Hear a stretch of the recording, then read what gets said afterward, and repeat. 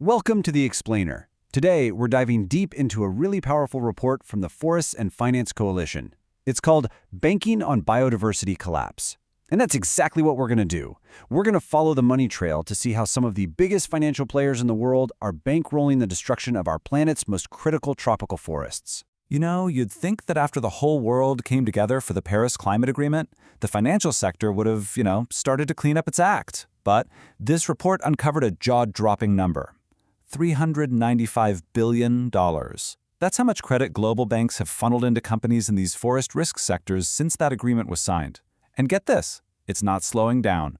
$77 billion of that was just in the last year and a half. So the report sets this whole thing up like a crime scene. And the victims? They're the world's great tropical forests. You know, the Amazon, the Congo Basin, Southeast Asia. These are the lungs of our planet, absolutely essential for climate stability and biodiversity. And right now, they're teetering on the edge of a collapse they might never come back from.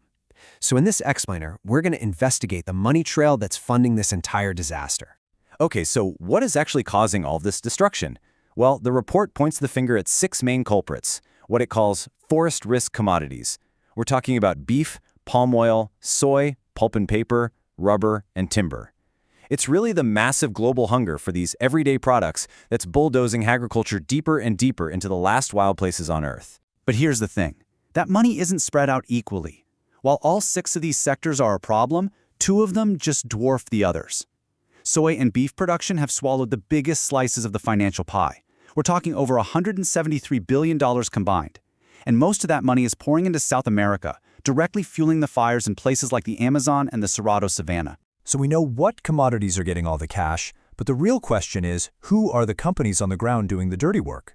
The report doesn't just talk about numbers, it puts a face to the problem by focusing on the corporate players right on the front lines. And the report puts one company right in the spotlight, JBS. They're the biggest meat processor in the world, and their name has come up again and again in investigations linking them to illegal deforestation, bribery, forced labor, and even invading protected indigenous lands in Brazil. And if you want to see what this looks like in the real world, the report takes us to the Apitarawewa indigenous territory in Brazil.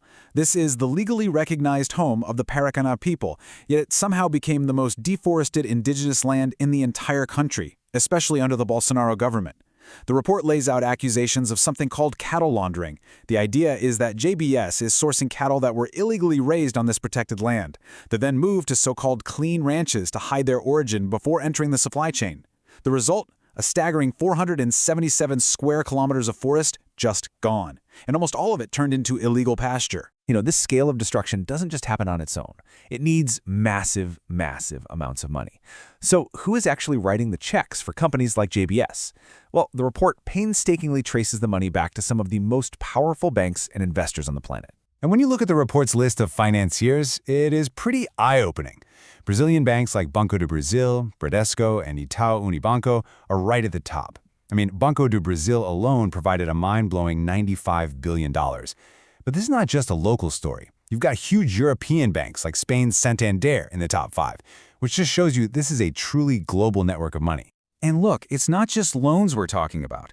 It's also investments in stocks and bonds. And this is where the biggest names in finance show up.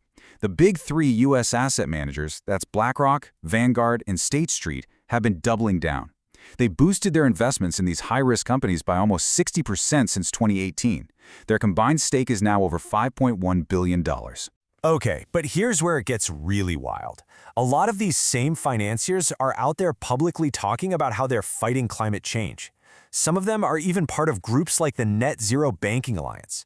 The report calls this out for what it is, an illusion of progress, or as they put it, a false sustainability narrative. So how do they create this illusion? Well, a big part of the game is relying on certification schemes. Those labels that promise everything is sustainable and deforestation-free, like the FSC for timber or the RSPO for palm oil.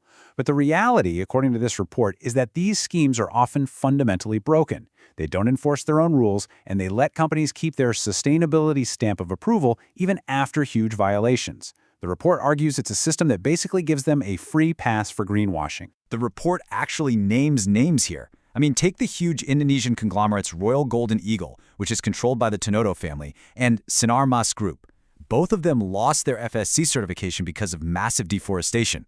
But then the report says they just lobbied hard to get the FSC to weaken its own standards so they could get back in. Or look at Bunge, a giant soy trader tied to deforestation in Brazil. They were picked to be on the task force for the Task Force on Nature-Related Financial Disclosures, the TNFD.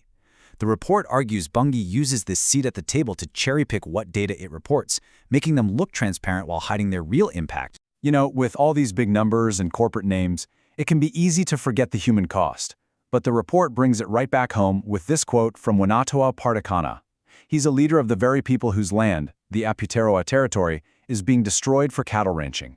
His words just cut right through all the noise. So, after seeing this whole devastating picture laid out, the big question is, now what? What can actually be done about it? Well, the report doesn't just point out the problem, it actually offers a solution. It lays out a really clear path for how we can turn the ship around.